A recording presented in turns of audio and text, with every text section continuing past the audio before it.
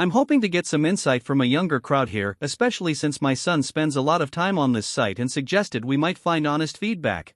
My daughter is 21. She just finished college and moved into her own place this past fall. Her fiancé, however, is 36. My wife and I are in our late 50s, she's 55, and I'm 58, and we have 2 sons as well. Back when our kids were little, a close family friend passed away suddenly in 2001.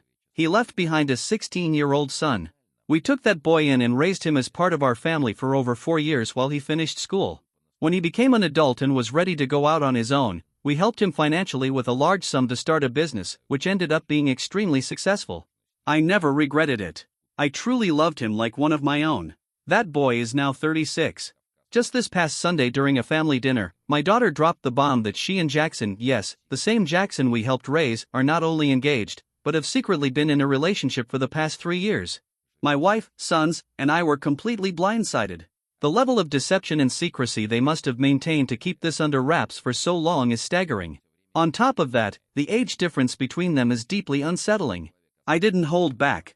I told them clearly I didn't approve, and I said Jackson was no longer welcome in my home.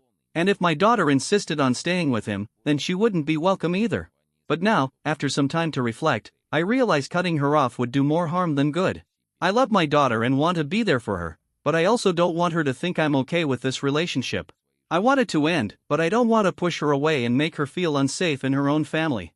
What disturbs me most is that Jackson wasn't just some older guy she met randomly. He was in our home constantly as she grew up. He babysat her, changed her diapers, joined us for holidays and vacations. He was a fixture in her life since she was a baby.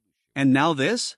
For the sake of our daughter's well-being and now our future grandchild, we've decided that the best thing we can do is to be supportive, even if it hurts. We've told her our home will always be a safe place for her, no matter what. That said, she's made it clear she won't tolerate any hostility or bad blood toward Jackson. So, while we were originally considering pressing charges or taking further action, we've decided against it. Right now, we just don't think it would help anyone. As you'd expect, our 2 sons aren't taking any of this well. There was even a physical fight between Jackson and our oldest son, but thankfully that's been resolved. Everyone involved has agreed to keep things civil for the sake of my daughter and the baby she's carrying. To everyone who offered advice, shared encouragement, or simply listened, thank you. It's helped more than I can say. No, this wasn't some normal disagreement or argument between us. On the day I planned to come home, I called her like I always did and told her I'd be back later that evening. I told her I loved her and she didn't say it back. That stopped me in my tracks. It felt off.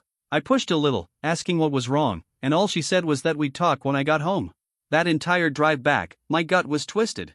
I had no idea what was coming, but I knew something was seriously wrong. As soon as I walked through the door, she looked me in the eye and told me I'd been a terrible husband from the moment we got married. That she had tried to help me become a better partner, but apparently I just didn't have it in me. I was completely blindsided. I genuinely thought our marriage was solid.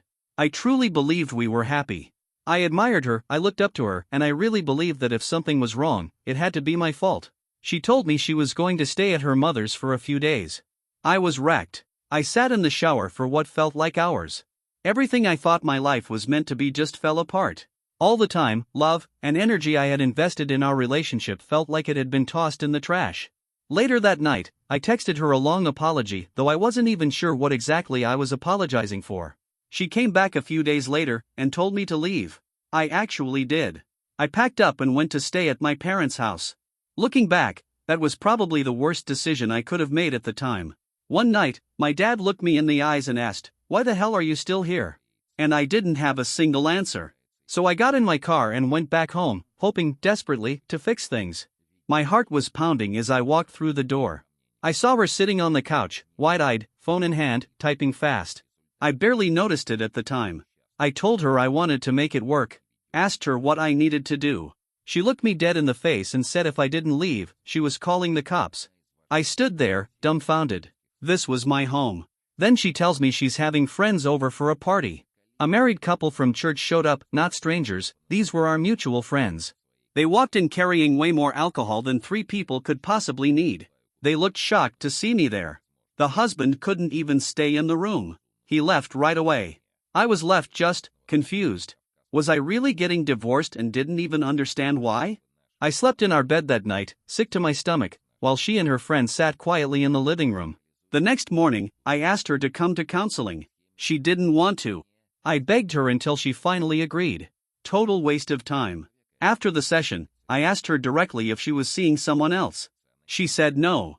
I drove home feeling hollow, like a shell of myself. Honestly, if a semi had hit me head on that day, I wouldn't have even flinched.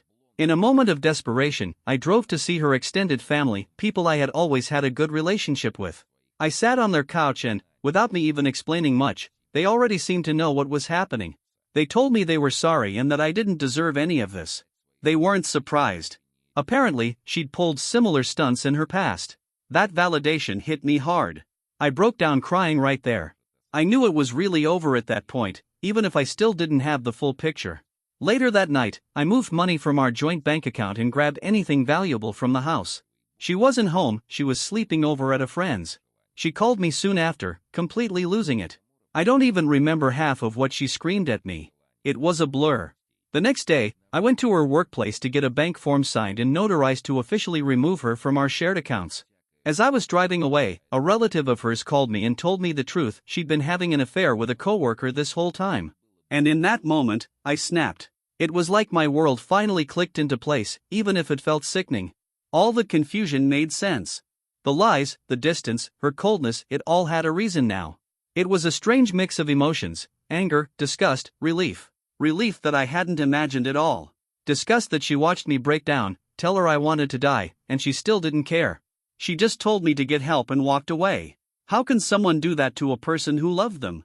She had gaslit me for months, maybe longer. Made me question my sanity. Made me believe I had failed when she was the one betraying me the entire time. I called her. She admitted to everything. I don't even remember what I said, just that I was furious. I remember telling her she needed to change her last name, that she didn't deserve to carry mine. She still hasn't. These days, my life looks nothing like it used to. And that's a good thing. I've built something new. I live in a quiet little townhome now. I've met amazing women. I'm dating again. I still have my career. I've got so much to be grateful for. As for her, she's a ghost. I don't remember the color of her eyes or even her phone number. She's just someone I used to know. I've completely cut ties with everyone in her family, even the good ones, because deep down, I think they all knew. At least one of them had the decency to finally tell me the truth. So if you're going through hell right now, if your heart's been shattered, just know that it does get better. Divorce isn't the end. Sometimes it's the only way to finally start over. I joke now that all I got from the marriage was a toaster. Literally. A toaster. It's a running joke with my friends and family. But I also got something more important: my freedom, my peace of mind, and the space to rediscover who I am. I know this was a long, messy story, but maybe that's a good thing. It means I'm already forgetting the parts that hurt the most.